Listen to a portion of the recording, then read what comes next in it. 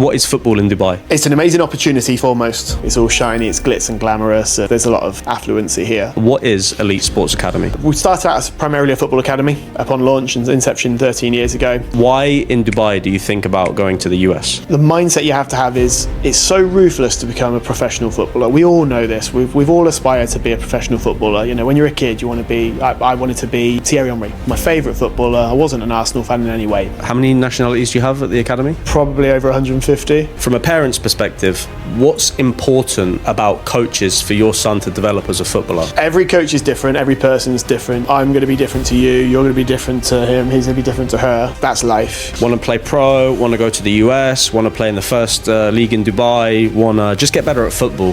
What advice do you give to that player? Show up, work hard, ownership, constantly grow as a person.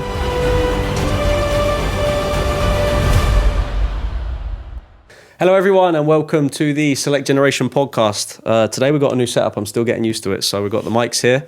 Today I'm joined by Matt Blenford. He is the, if I don't get this wrong, the sports program director at Elite Sports Academy in the UAE. So the last podcast I did, if you were watching the last one, we were doing it in a different studio. It was in Indonesia, in Bali. Today we're in Dubai. So really excited to speak with Matt today. He's got a really interesting story. The project that they're running is really interesting and it's something that I'm not really used to. So I'm interested to learn a lot, ask a lot of questions, speak to Matt about his experiences, his story, and his experience in football too. So for all of the listeners that are interested kind of to understand different pathways out there, kind of similar to what I said last time on the podcast, is there's a lot of opportunities out there that you probably don't know about, that you don't think about. The more curious you are, the more questions you ask, the more research you do, you're going to find really interesting opportunities. That's at least from my experience and what I've found. So without further ado, Matt, thank you so much for being here today. Thanks for having me, Sam. Much appreciated. Really appreciate your time. So thanks for flying all the way across the world to come and meet me today. So just to kind of introduce you, why should I listen to this podcast? Why is your perspective important in football and who are you? Sport as a whole has so many facets. You know, we're from the UK, you live in America. I made the big move to the UAE 9 years ago, and sport across any region in the world is so different. So as coaches, as mentors, as educators, I think it's a real good opportunity to open people's eyes. Like we've discussed off air, that a lot of your listeners will be from the US, from a particular age range. It's just good for people to understand what pathways and what opportunities are out there in all regions of the world.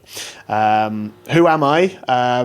As you mentioned, Matt, I'm a sports program director, investor in one of the UAE's and Middle East's largest sports academies called Elite Sports Academy. Do you want me to talk about my sort of background now, from where I've come from?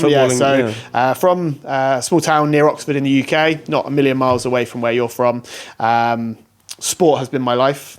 Started playing football at the age of 4, so started very young. Local dad's run team back it was in the 80s.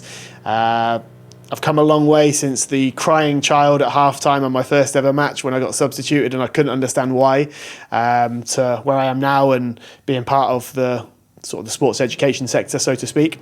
Always been in football through school. Took me to university.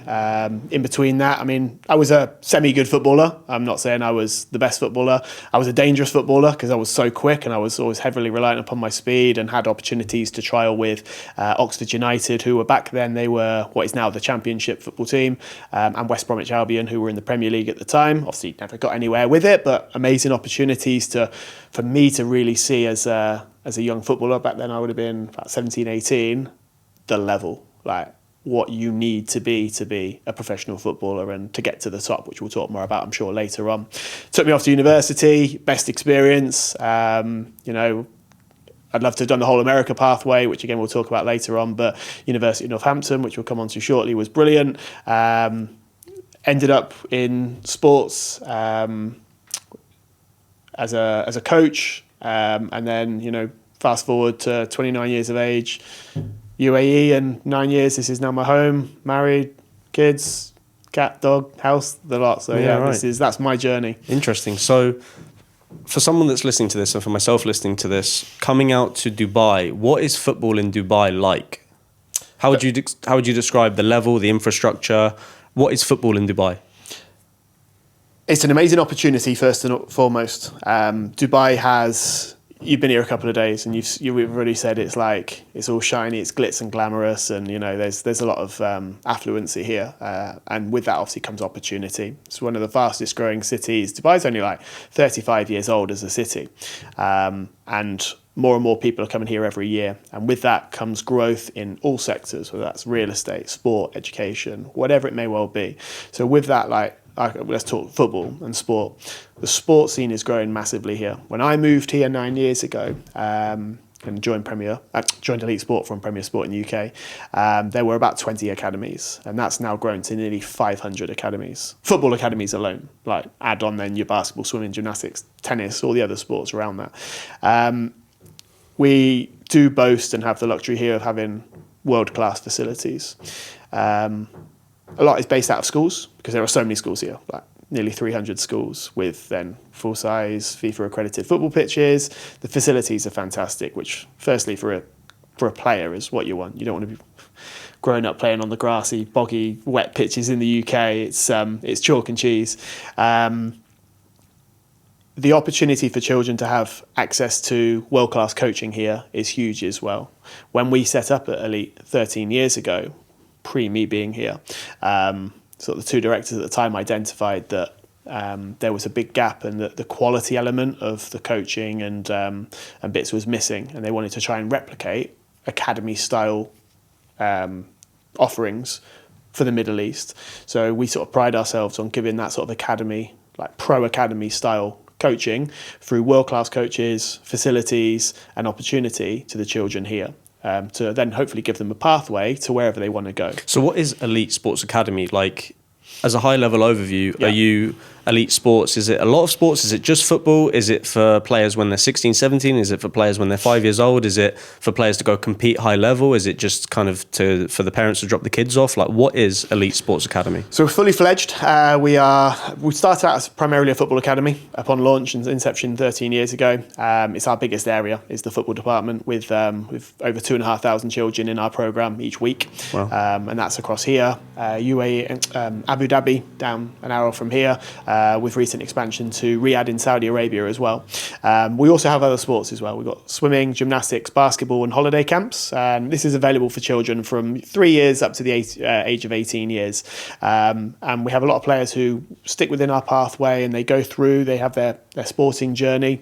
We're partnered with First Point USA, which again we discussed off air, allowing players, if they want to, alongside their education, to try and then access scholarships in the US, into the NCAA, NAIA, into one of the universities there to continue their sporting journey. So it's a big operation we have here. Yeah. It's an exciting one. It's continuing to grow, and again, we're trying to bring the best coaches from around the world here to impart their expertise and their coaching on the children of the region. Interesting. So for our audience listening to this, or for the players that I'm mostly talking to, they are about 16, 17, 18. They're thinking about what to do after high school, and it's interesting because even in a country that they don't have any clue about, in Dubai, there's still players that are trying to get into the NCAA. So like for me, we're from the UK.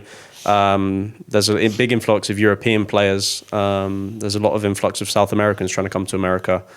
And it's so competitive to get into the US. Why is that something that you think about? Like from an outsider's perspective looking in, if I'm playing in Dubai, I'm thinking about trying to go to a top league in Dubai, to the first division. I'm thinking about maybe trying to get out to Europe. Why in Dubai do you think about going to the US? One of the things, like any player, and again, I think we'll probably talk about this later, is what a player's mentality, the mindset you have to have is, it's so ruthless to become a professional footballer. We all know this. We've all aspired to be a professional footballer. You know, when you're a kid, you want to be. I wanted to be Thierry Henry. You know, he was my favourite footballer. I wasn't an Arsenal fan in any way, but just wanted to be Thierry Henry when I grew up. But you have to have that sense of reality that it's so cutthroat and it's so ruthless to get to that sort of that top 1%. So what we try and ensure here, and like a lot of academies do in the UAE, is making sure that children have got that well-rounded education so that if they aren't going to be successful in their career in sport, at least they've got the education and they can continue that journey in sport. Because, like, you know, you're a young boy, you love sport, and you probably want to stick within that sports field. I know I did, and I'm fortunate enough to carry that on all the way through till nearly 40 years of age. America's obviously always been the land of opportunity. You know, the college system, you've been through it. It's so good. Facilities are amazing. You know, I've had friends who've played out there and playing in front of like 40,000, 50,000, 60,000 seat stadiums. And it's like, imagine Can't beat that. Imagine that. Like, Not to be a pro. Yeah. Of course, like, and that's probably the closest you're going to get to being a professional. And I've got a colleague here who did the whole full scholarship program thing, and he said it was his best experience, and you know, he was close to going on and becoming a professional, but never quite made it, because again, it's so cutthroat, it's so ruthless. So, you know, I think there's nothing better than sport. And then equally add into that, there's nothing better than travel as well. So if you can combine the two and see different regions of the world and go and have those opportunities, like you said, you live in Miami, you've lived in Napa, you know, you have the opportunity to go to Indonesia, you're now in Dubai, seeing the world. Like, a lot of people don't have that opportunity, and I think people in Dubai are very fortunate that, because, you know, there's a good affluency here, we are in the middle of the world technically as well. Like, Dubai is a hub, we have access to being able to go anywhere. We can go far east, we can go far west, we can go to Europe. And I think with the education system and the opportunities people have here, they've got a good little sort of footprint into being able to get to where they want to be, whether that's, you know, the top level, very difficult, but education, and then being able to go on, and then, you know, whether they then stay in sport or go into finance or recruitment, whatever they choose to go, they've got opportunities massive. I'm really glad you said that, and I try and kind of have the same narrative to our players. Is like, of course you want to be a pro. I'm glad you want to be a pro. Even like they want to be a Division 1 level player. I'm glad. Please have that as a goal, but you also need to be realistic and know that there's a million other kids that are having the same goal as you, right? And for example, like, let's say that you're growing up in the US, you could try and play, like, there's a football pyramid. Like, you could be playing for one of your local teams. Yep. You could go to a junior college, D3, D2, D1. You can find a team to play for, even if it's like Sunday League or something. And you can go to university and have an education for 4 years. In Dubai, do you have to leave Dubai to get opportunities? Or could you stay in Dubai, go to school, play for a club here? Like, what's the football pyramid like in Dubai? If you want to be a pro, not even a pro, if you want to play football at a high level, can you stay in Dubai, or do you have to leave? No, of course you can stay here. And the UAE are like have always sort of been 10 years behind that of Europe and America and stuff. And you could arguably say 10 years behind like Saudi Arabia now, and Saudi Arabia has become a hot topic because of the amount of money that they pumped in, but they've just thrown it straight in at the top end. Let's bring Ronaldo, Mane, Benzema, all these players into the country and create a showcase, a spectacle, and whether that's, you know, football, golf, boxing, Formula One, they've thrown money at it. UAE are slowly catching up to that. They've expanded their pro league element, in which, you know, players can come here and play in Division 2, Division 3 with pathways into the First Division, and hopefully one day the Pro League. I don't think it will be too long before a local academy team break into the Pro League, but there are a lot of stipulations that do prevent a lot of players at the moment here being able to get to the top in the UAE. There's rules on the number of UAE nationals that you must have in your team that we discussed off air that you obviously probably weren't aware about. And it does make that pathway a bit more difficult, but still the opportunity to play here, education through any of the schools here, and a lot obviously the children who've grown up here, like they would in the US, have got, you know, great schooling, great education. But again, it's having that mentality and understanding that if I'm not going to make it as a professional, I need something to fall back on. I think back in the 90s, when I was growing up, you look at all the professional footballers, I think a lot of them, you listen to podcasts now, would admit if they were playing in the game now, they wouldn't be a professional footballer. The game's completely different from the 90s to the 2000s to now, the era we're in at the moment. And a lot of them didn't have education to fall back on. And I think now pro clubs and everything is now making sure that there's an education with that, so that when you finish as a footballer, because let's be honest, your shelf life in sport only takes you to mid-30s, and that's if you don't get injured. If you play consistently at a high level. What are you doing beyond that? If you're at the top, you know, you've got the luxury of being able to probably go into management and broadcasting and punditry, but if that was me, and I can't just go and do that. Like, you know, you use Micah Richards as an example in the UK, retired at like 31 through injury, but he's had a spotlight that's allowed him to project, but he's one of 0.01%. So it's making sure that people have got an education to support that as well. It's so important that the education part is there, and parents need to make sure that they're grounded and they understand that here as well. So at your academy, what is the mission? Is the mission to develop players? Is the mission to give players options? Or what's the mission of the academy? I'd say it's everything. Our strapline as a company is nurture, develop, grow. So we're trying to nurture children to be sports players. We're trying to develop them as individuals. So it's not just becoming a better footballer or becoming a better swimmer. Can we make these children and help with our experiences and our tutelage? Can we help develop them as human beings as well? You know, creating good human beings. You know, I think we're very fortunate that, you know, a lot of our kids, most of our kids in our academy, they're good kids, lovely kids, and then creating opportunities for them to grow. And again, we've set up our partnership and our pathway with First Point USA, which has allowed players when they get to 15, 16, 17 to then start filtering their way into university in America through scholarship programs. A lot of them, obviously, yes, they love their sport, but equally a lot will focus on their studies. So my stepson, 16, he's going to university next year. He loves football. At 16? He's one of the young ones, but okay. he's got one more year, A-levels, Nice. so he'll be 17. And then he turns 17 in August. Okay. He'll So be he's 18 late. when he's okay. Yeah, the day right on, before, yeah. 31st of August, the cut-off. So a day late, if he was born a day later, he was year below, which would have been horrendous for him because he's a very clever kid. And he won't mind me saying that. Loves his football, lives and breathes football since he was 3, and he'll train 2 times a week and play his matches, but he's so invested in his studies because he understands the importance of an education and making sure that that education can get him where he wants to be in the future. And a lot of kids are like that. So we will try and support kids, and we'll write statements for them to their university applications from a sports side of things and about them as a child to try and help them get to where they want to be. And again, whether that's the UK, whether that's America, back to their home countries in France, Holland, Switzerland, wherever it may well be, we're here to help them on their journey. And we might get a kid who decides to go, look, we're going to leave the academy and we're going to go to another academy at the age of 12.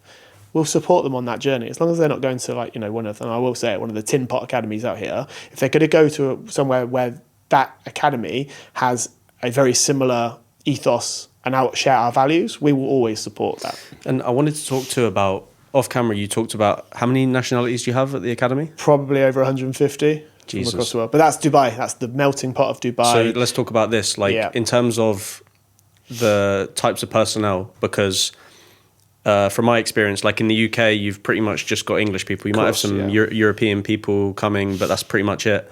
It's pretty much just local people. Mm-hmm. In the US, growing up in New York City, you've got a big melting pot of culture. Yeah, Miami, there's very a lot similar to here. Miami, there's a lot of South Americans, but over the rest of the US, it's pretty much like local players, and they don't really have.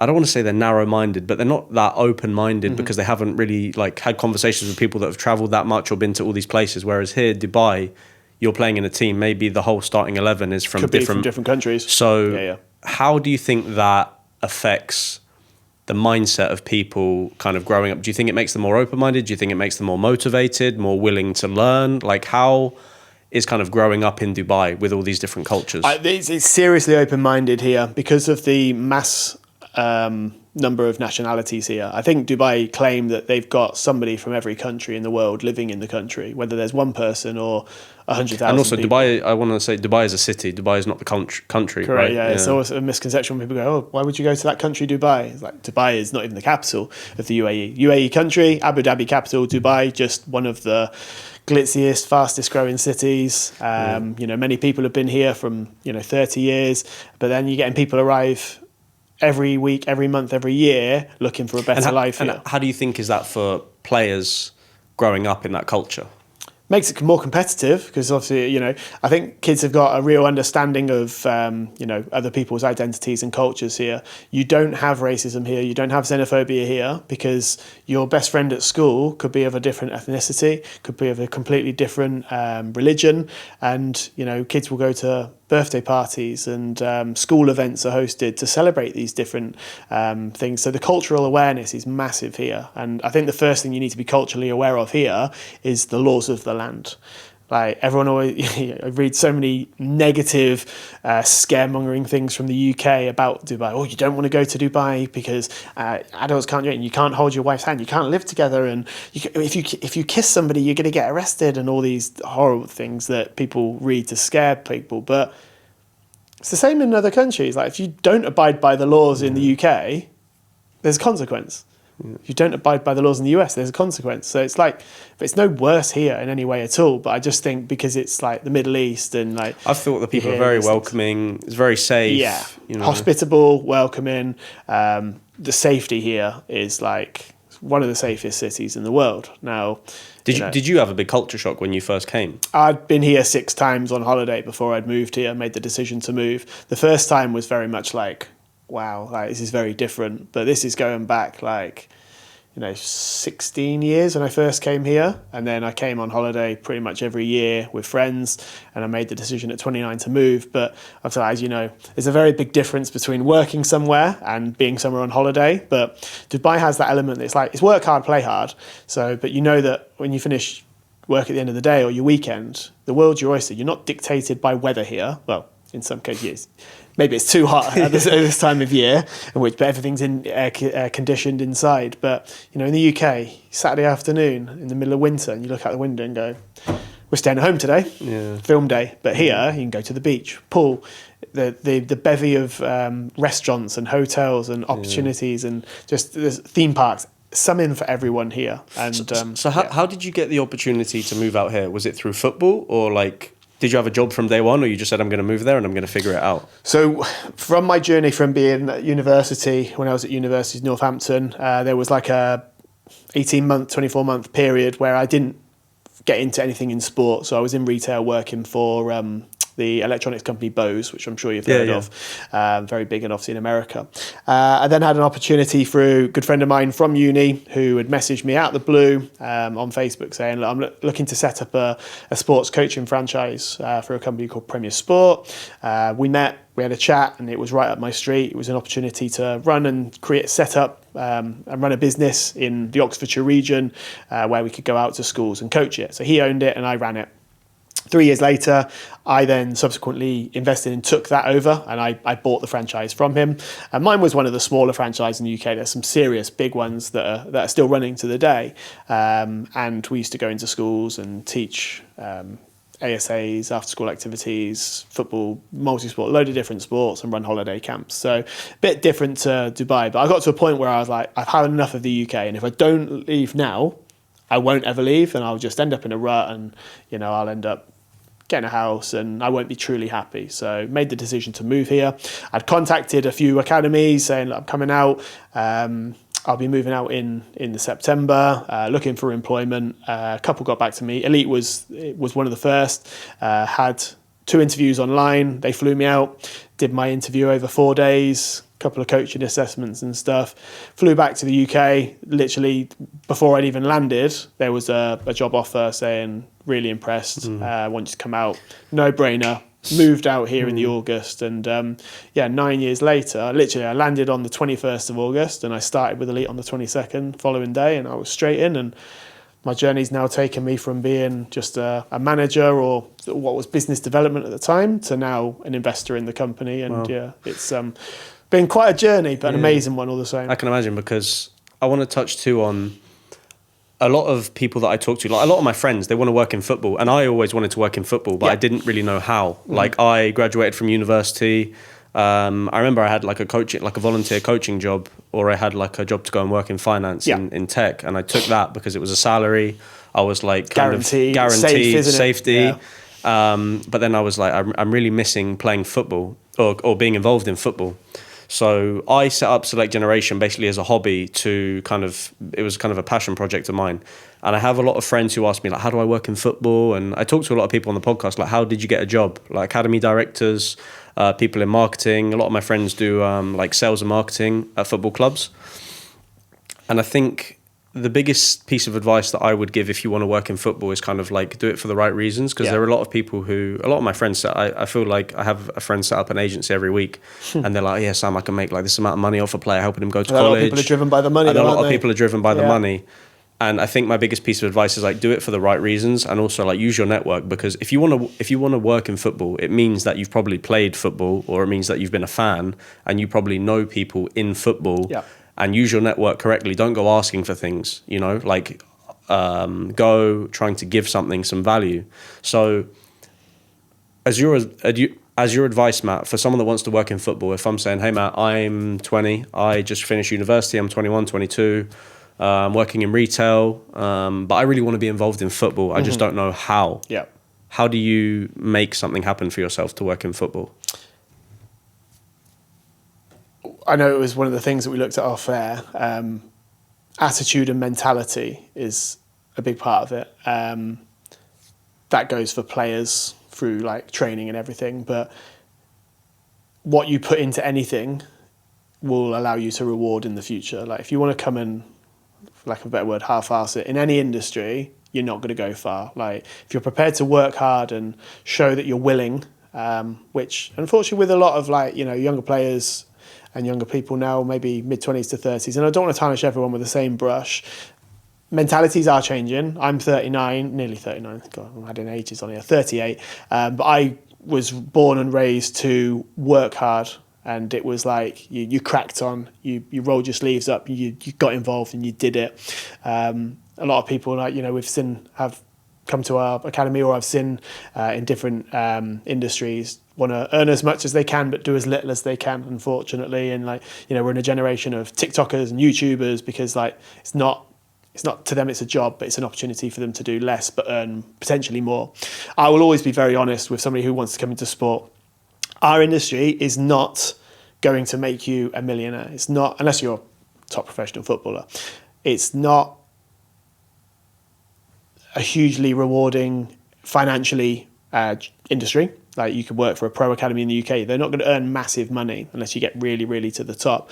But you do it for your love, your passion. Like, am I driven by money? Everyone is. Like, but I'm not. It's not the be all and end all. You know, I'm very happy with life here. I'm comfortable. You know, got a house. We're able to travel. We're able to give our boys what they need and enjoy life. But are you going to be a multi-millionaire working in sport, especially from a coach perspective? Unlikely, but you do it because you enjoy it. And there's nothing more rewarding in what we do when you're on a coaching field working with, whether it's a 4-year-old or a 9-year-old or a 16-year-old, having an impact on their life. Like when I was a kid, my first football coach was my best friend's dad. And that's how I became to support Everton, because they were all Everton fans. And like, you know, I played to a certain point with that respective team. Then when I went into secondary school, one of our PE teachers, who was there for pretty much the duration of me being through secondary, was like my role model, my mentor. Remember him by name, Brian Griffin, like not the dog from Family Guy. But I remember, like, I hung off every word from him. He wasn't an ex-pro or anything, but he was open, approachable. He had a good balance of being able to motivate you, but give you a bollocking at the same time if you needed it on the football pitch, if something wasn't going right or if it was going wrong, whatever. I'm fortunate that I can be in a position, and since I started coaching at the age of 20, that I've been able to give those opportunities to children as well. Being a mentor for them. And like, what's amazing to hear from a parent is when they say to you, like, literally, like, they hang off every word you say. You're their role model. They want to be just like you. They want to follow in sports coaching. And that's like so rewarding to hear that you can have a positive impact on people's lives. Do you think that's because you are a good person or because you're a good coach? I'd like to think I'm a good person. I've not touch with many people who've had bad words to say about me. I've always prided that. My mum did a good job of making sure that me and my brothers were raised right, as pretty much a single mum for most of our lives. And but for example, like, you might be a really good coach, but a shit person. Yeah, and people, I didn't know whether we could swear, so at least I can drop some in now. Yeah, so trying to hang on there. For example, I might be like, "Oh, Matt's a really good coach. He really gave me good feedback. I learned a lot, but I don't like him, or he's a dickhead." Yeah, Or they could be like, "Oh, he's not really that good a coach, but I really respect what he says." But so for you to get that feedback, Do you think that's because you're a good coach, good person, both? I think it's a combination of both. Like, am I the best coach in the world? No. There's some amazing coaches out there. You know, we rub shoulders with some fantastic coaches here. You know, you look at coaches in America, UK, fantastic coaches across the world. Everyone looks at Pep Guardiola, Jurgen Klopp for different reasons, but a lot of that is from a tactical perspective, but no one ever talks about, you know, is Pep Guardiola a good guy? Is Jurgen Klopp a good guy? You just talk about they've won a load of trophies and they're tactical geniuses. But I like to think that, a combination of being a good person, being approachable, adaptable, friendly, you know, I go into every coaching session. I haven't coached probably for the last 3 years now because my job is now more behind a desk and overseeing our academy. But when I did coach, and when I do coach, whenever that is, first thing, I always have the biggest smile on my face. And I've always prided myself on my energy and my tempo dictating the session and making sure that feeds. Like, if you have a coach, you just do pass, do this, it's robotic. There's no energy in the session. So your energy sets the tone and kids will feed off that straight away, whether that's a group of 4-year-olds and you're running around playing Spider-Man with them and just being silly on their level, or you're working with a group of under 12s working on defensive shape and having that energy which they can then, you know, infuse into their session, or then working with your 16 and 17-year-olds and again, still having that same energy and passion, but transitioning your session slightly because it's got to be adaptable to work for the different ages. And I've grown a lot as a coach. I remember day dot when I came into Dubai and I was given under 14 squads straight away. And I was like, it was a big shift for me because I'd never coached football squads in the UK. Mine was very recreational, working with kids probably from 4 to 11 years, teaching PE in schools and doing after school clubs. We didn't have a bolt-on football academy or like squads, which I look back now and go, should have done that. Why didn't I do that? That would have been the next step if I'd stayed in the UK.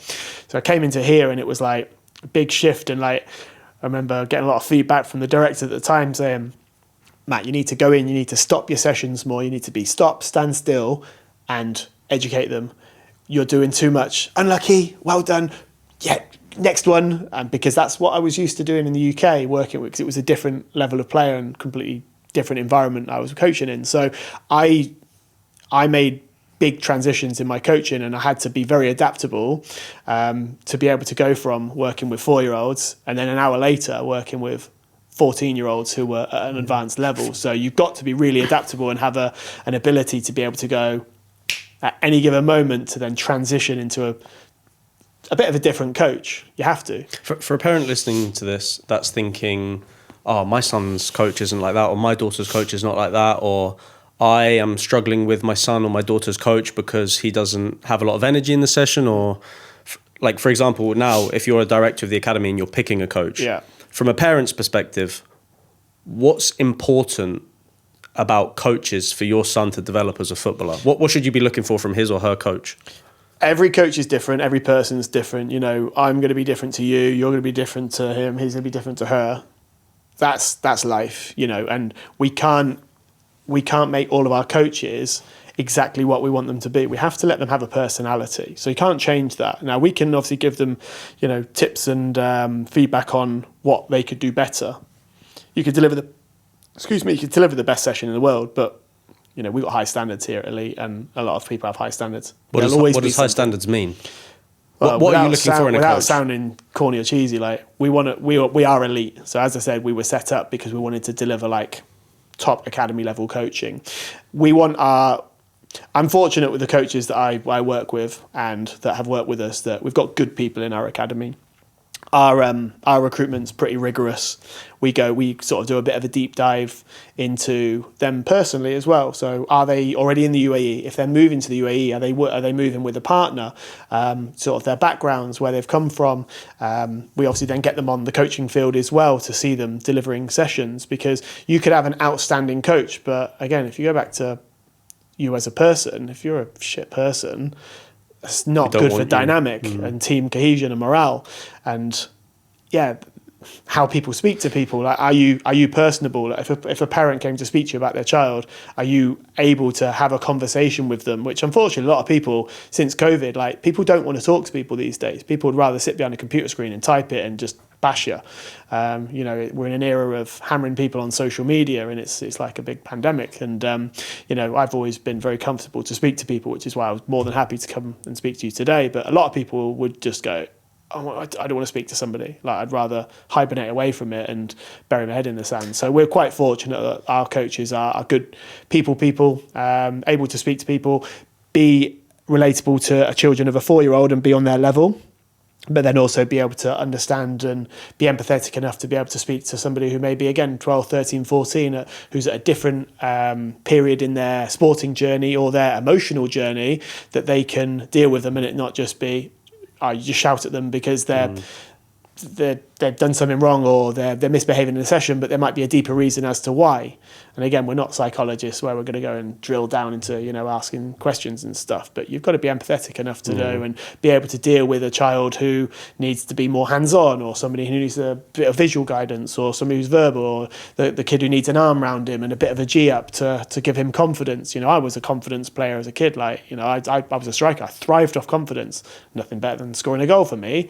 But if it wasn't going right for you, if somebody was hammering me, probably wouldn't have the good effect as if somebody went, next one, you'll get that, and when you score, bang, done. And I think one of the questions I think you'll ask later on, I've got a really good example of that about seeing adversity in a child. But again, you've just got to understand that, and it sort of comes as part of your coaching journey. Ever adaptable. You can't just be set in your ways. You look at a lot of sort of football managers who they play one rigid system. That's it. Use as an example, who was the Southampton manager who got sacked? Russell Martin, playing the same way. We're sticking to this. But I've got an element of adaptability as well. And I'm not hammering him here. He's a fantastic manager. But if things aren't going right, you've got to be able to adapt to different situations in order to then, find success. And a lot of managers have got their one way of playing, but equally then you've got to have a plan B, a plan C for all different scenarios. I want to ask you to, and I hope you help me out on this answer. So you are a director of an academy. For people listening to this that they think, oh, that's an easy role. All he has to do is make sure the coach does his job. He has to make sure, the players are happy. It must be really easy to be the director. You have a big team around you and it's easy. You just do this, and everything's fine. Everything's calm.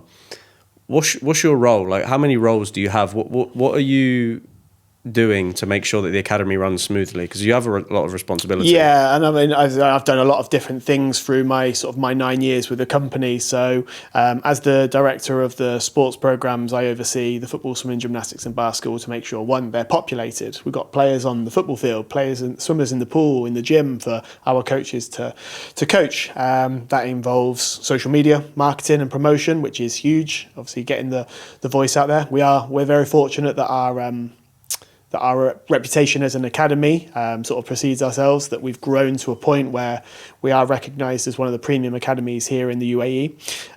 But it's not enough, unfortunately, sometimes. We haven't got the luxury of being a brand name like a Man City, a Barcelona, a Real Madrid, who straight away are carrying the badge. And you could go and stick Jude Bellingham on there if you're Real Madrid and go, or PSG now can just come and play for the academy here. We've just won the Champions League.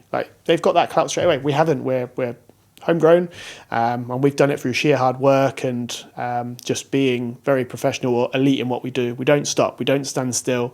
If there's something great, can it be better? If there's something not good, can we continue to evolve that and make that the best it possibly can be? But again, it will never be perfect. You can't. There's no such thing as perfection. We'll always aspire to. So would you say to do more? Would you say as a director you're very busy? Very busy, yeah. But then a lot of my coaches, they probably would look at it and go, "Can't be that busy because he just sits in the office all day." But there's always something. Whether it's making sure that all of our customers are happy. You can't relax because there's always. Yeah. Yeah. When you relax, that's when you become complacent. Exactly. Our customer journey from enrollment in the academy all the way through, and trying to retain these players as footballers or swimmers and making sure that they grow with the academy. I'm a big part of leading that, and obviously I've got a great team of managers and then coaches underneath them who will go and actively do that under my guidance. Again, social media, the marketing, communications. I host the events in the academy. We hosted our end of year team breakfast yesterday, which I put together, sort venue, lead a presentation. We do awards and everything. We've got a brunch tomorrow. So it's just making sure that when there's big cohesion in the team as well, and that we're We are a very close-knit community. So yeah, no, very Good. busy. No, I'm glad you said that. But enjoyable. Like, Yeah. you know, and I'm quite in a fortunate position that, you know, I can go home, and I am always one of these people, because it's always how I have been, that when I get home, I do open my laptop, but I don't need to be there till 10 p.m. We try and ensure that we have a good work to life balance as well for our coaches and all of our staff, because that's so important, especially these days. Good. As much as the coaches might not say that sometimes, if they're down at the local football leagues on a Sunday till 9 p.m. and they'll go, been there all day, but unfortunately, if your game gets scheduled at 9 p.m. by an external league, then there's not a lot we can do about that, unfortunately. But we'll then recompense people with loo time and stuff to make sure that they've got time to spend with their wives, because we understand it's the girlfriends and the wives are like, you're late home from work. Exactly. Yeah. Good. And then in terms of going like back to players, and like obviously you've been a coach and now you're kind of at the director level. How do you help players build resilience? How do you help players build a good mindset? I know you talked a lot about kind of work hard, be focused, don't just think you have to be a pro, you need a plan B. Yeah. How do you build like the personality, character, resilience of a footballer? Well, or not just a footballer, but someone. Just as a person in general. I think the first thing, I think I briefly mentioned it earlier, was attitude. Attitude will surpass ability any day of the week. You can be the best footballer in the world, but if you haven't got the attitude or the mindset or the mentality to match it, you're not going anywhere. There's a lot of footballers out there who, you know, were touted as the next best thing, but their mentality didn't allow them to go on to that next level. We're quite fortunate. We were discussing this yesterday, me and two of the other directors, over a pint last night, and we were saying that Dubai kids here, they get tarnished with this brush of, they get everything they want and they live in a bubble, this, that and the other. But, you know, you can't help where you're raised and where you live. Like, if you're fortunate enough to be in a city which offers you fantastic opportunities, then you're gonna take that. But we were saying that we take our kids away every year back to the UK, and we do a trip with our partner, West Ham United, with their foundation, and we take them back for a week, and they basically live a week of training like a pro. I went on the trip 3 years ago, and we did London for 4 days, went to St George's Park, England team base, and then up to Manchester and did some stuff with the Man City Academy. And what's amazing to see is, like, kids' resilience is like they're a quiet confidence about them. Like, when they're ordering their dinner and everything, or their breakfast, like, they have the confidence to be able to say, excuse me, can I don't know, can you replace it? Like, they'll actually have that conversation with somebody. Whereas, like, I remember when I was a kid, like, if you went to your friend's house and their mum went, oh, there's your dinner, you'd just go, thank you. Yeah. Even if you but you wouldn't say anything because you just wanted to just be nice and not cause an issue. But, like, the kids here are quietly confident. They have got a good sense of resilience here. We always do say that if they were to then go to a school in the UK and stuff, that's obviously going to be maybe a big culture shock for them, but they have that resilience where they can probably go and step into that and not let it faze them, and they just go in and take it by the scruff of the neck and go, yeah, I can deal with this. Have you got a specific moment where you saw a young player go over adversity? Yeah, I was thinking about this off camera, and I had a lad when I was coaching 3.5 years ago, and it was an under-14 team, development team. Lovely little lad, and he was little in comparison to a lot of the lads in the team, but I think he'd made a mistake. I'd only taken the team over a couple of weeks prior, but I think the backstory behind it, and I spoke to the mum, she phoned me and she said, look, he's really struggling with his confidence. He feels that he's letting the team down, and that he doesn't want to play this weekend. He's refusing to play because he feels that he's going to let the team down. So I think we had a cup semi-final, it was a cup semi-final, and in a league that we host against another academy out here. And again, winning's not everything, you know. I know some people are taught that winning is everything, but you know, we're not here to make sure everyone's winning. We're all about development, and if the winning comes as part of that, brilliant. And I spoke to him in the training on the Wednesday night, and I just said to him, look, I've spoken to your mum, and she's explained this, and I said, those feelings need to stop. You're not a failure. You're not going to let this team down. You are part of the team, and you are a big part of the team as well. And what would have been easy for him is to have not turned up on the Saturday morning, and his mum ring me and go, he's not coming.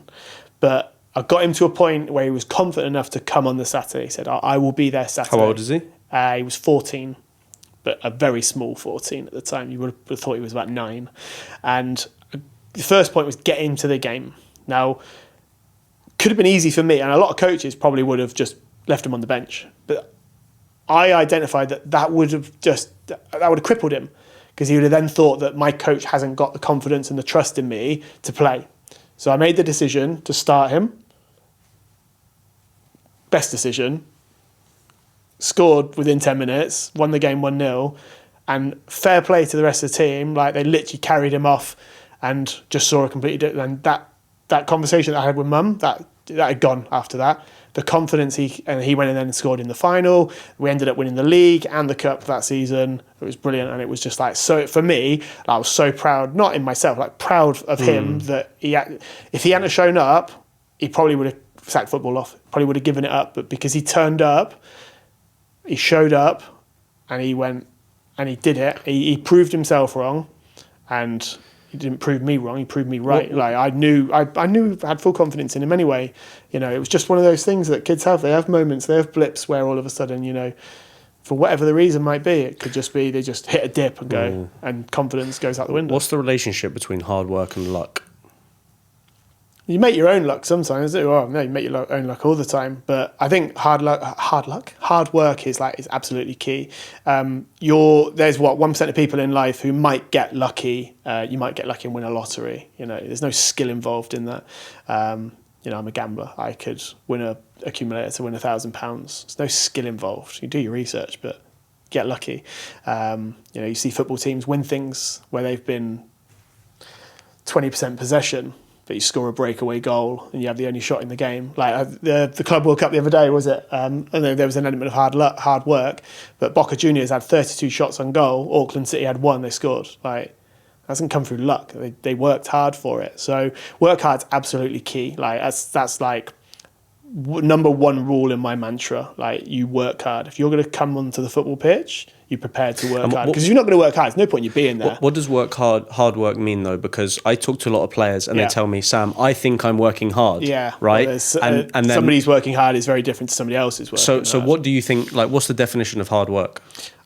You can work hard. A lot of people, you know, I've coached a lot of players, and I'm sure you've seen a lot of players and probably played with a lot of players who, like you say, they think they're working hard because when they get the ball, they might, you know, if you're a winger, you beat a man, you cross the ball and you get an assist, or you score a goal. I've scored a goal today. But it's those bits that a lot of people don't see. It's the working hard off the ball. You know, if one of your players is struggling and it's like the 80th minute in the game and he's not able to put in full 100% effort because he's cooked, can I go above and beyond and help my team out? And, like, you know, can I, if I'm a striker, can I work back and, you know, chase a wing back to the line? Like, you know, I've done it. Have there been times where, you know, I haven't chased somebody back? Yeah, but that's not because I don't want to. It's just because I probably wasn't able to at the time. Like, I might have been exhausted myself and not had it in me to be able to do that. And your subs have been used up. So, but you can identify very quickly who's prepared to roll their sleeves up, put the graft in, and go above and beyond for the team. You know, because if you don't put your work in, you're an 11-a-side team, and if two players don't, you've got 9 people having to pick up the slack for 2 more. They're having to do more. You know, if you get everyone doing it and buying into that work ethic. And I wanted to talk to you as well, because we've got about 5 minutes left, Matt. And been that quick already? Yeah. Wow. And I've got a couple more questions here about, like, sort of pathways, because obviously as an agency, we're trying to create pathways and get guys to the next level. For your experience, for the players that have gone to the next level, maybe they've gone to America, maybe they've gone to a pro level, maybe they've not done anything and they've quit soccer. What do you think are the differences between players that go to the next level, whatever that is? Might be pro, might be college, might be just a higher level, and the players that drop off and don't do anything. Like, what are the players that go to the next level? What are they doing? What are their habits like, different to the players that quit football and give up? It's the players, again, who are going to work hard. We just talked about working hard, but do those extra things that are going to set you apart.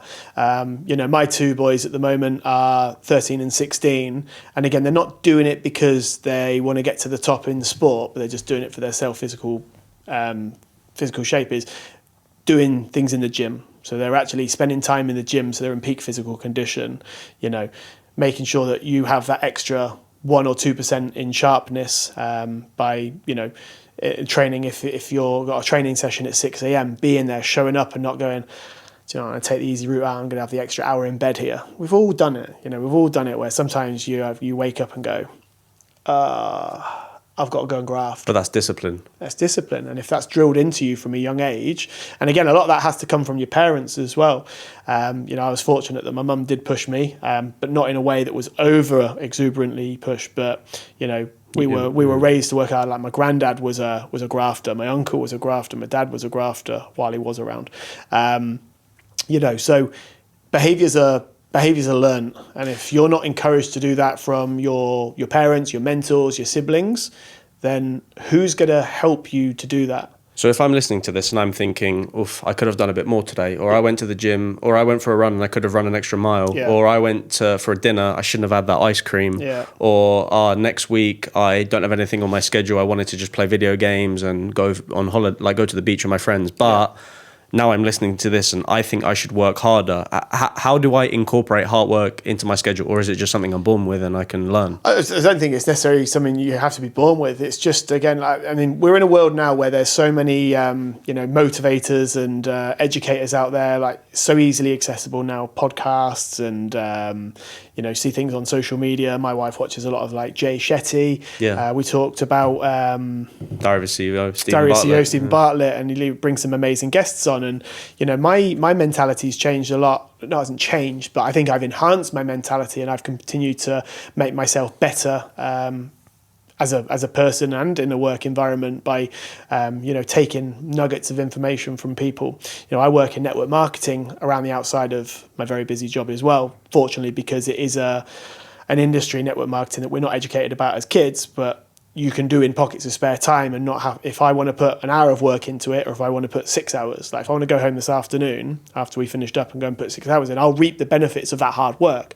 But if I go, I'm going to go and sit and watch Netflix for 6 hours, I'm not going to benefit there because I've wasted that time. But I'm not saying it's wrong to go and watch Netflix for 6 hours. We all do it, and we've all done it. But don't complain if you don't get opportunities. Exactly. I can't then go, why haven't I added a bit of extra income here, or why haven't I recruited a business partner? Because I haven't put the work in. Again, you can get lucky and somebody might just appear on your doorstep.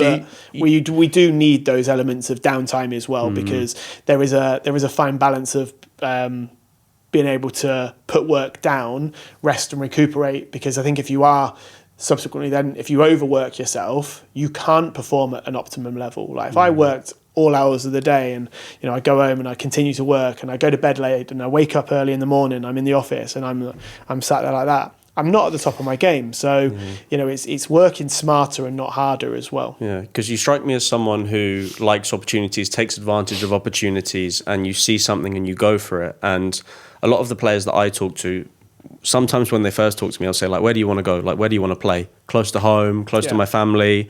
I want to go to this school. I want to where it has a good grade, good academics, a good business school. It's close to my family, so if at the weekend I want to go home, I can. And I'm like, okay, so that's your priority. Then the football is not your priority, because I talk to some players and they'll go, I'll go anywhere to go and play football, right? Yeah. And obviously you've gone from the UK to Dubai. You've gone out of your comfort zone. You kind of took a risk because you could have come out here and nothing would have worked. Yep. So how do you think kind of going out of your comfort zone, exploring, going on an adventure, how important has that been to your career? I think it's huge. And we go back to the word you used earlier about resilience, and it does make you more resilient. It allows you to grow as a person, as a character, whether it's in your career or in your sport, because it does make you a bit tougher that, we get hit by knocks all the time. We get knocked down, but it's how you then get back up from that, isn't it? There are a lot of people who, if they get knocked down, they give up. But read some of the things. It's like, was it the founder of Starbucks or something went to so many different banks trying to get startup, and they were knocked back. And if you're giving up at that point, or Apple, all these big conglomerates who are knocked back. But if they give up at that starting hurdle, they wouldn't have gone on to those successes. Yeah. And I've had a lot of knockbacks in my time. I saw something that was like, it's not like the best man wins, it's the man who's the longest standing wins. And it is, if you don't give up, you win. Life's a competition. Everything's competitive in life, because if you're not going to go and get it, there's going to be somebody else who wants to come in and get it for you. Like, I came out with here after working in the UK, and I was happy for a period of time to come out and be relatively unaccountable, and not have the responsibility of having a team of staff that were mine, who I was solely responsible for paying their wages, salaries, paying the HMRC tax bills at the end of the month, and making sure that I had a lot of weight on my shoulders owning a franchise. I was happy to just come out and work for somebody, be less accountable, coach, help grow their business, with the step that I would then go, I'm going to work up. I was never just here to just coach. I was always, I want to get to the top, and I've grafted. I've worked hard to do it. And again, that's just my journey. You've worked hard and grafted, like we were speaking off air about. You were working in Napa, right? And you were the agency wasn't earning money, but you made a decision to move to Miami in the pursuit of making this a success, which I know we've only really been talking for 48 hours now, it seems to be, and you're impacting a lot of young athletes' lives, and hopefully giving them great guidance, and that's a testament to what you do. But again, it's graft, and if you'd given up, what would you have done? No one knows. Yeah. Exactly. But you can't then blame somebody else if you haven't put the work in. But unfortunately, we do live in a blame culture where people will always just try and say, well, they'll blame this, they'll find excuses. That's the biggest piece of advice. Well, I say I have a lot of biggest piece of advice, but one of the biggest pieces of advice that kind of has helped me in my career is taking responsibility and accountability. I used to blame a lot of things. Like, for example, if I didn't make it as a pro, I'd be like, it's because the coach didn't like me, or if I didn't have an agent. It's always somebody else's fault. Yeah. But the reality was that I wasn't good enough. And maybe like having an agent would have helped. And maybe if I went to more combines, but that's something that I didn't do. And it's the same with the agency. Like, if I take a lot of responsibility for the players, like if they can't do things, maybe I could have told him differently how he should be. This year, for example, we're incorporating a lot of fitness stuff for the players over the summer so that they come in fit, and it's not like, fuck, we didn't tell the players to come in fit, because we expect that from players, But I think taking accountability, and a lot of the players too, they're young, like they're 16, 17, and I understand it. Like you blame other people, like you don't have the ability you're not yet. A man of the world or a woman of the world at that point. You haven't got you're still young. Like I did so much growing up between that age to then university, and then my mid-20s to 30. I learned a lot about myself having my business. I made a lot of mistakes at the time because I was thrust into it, and it was like, oh God.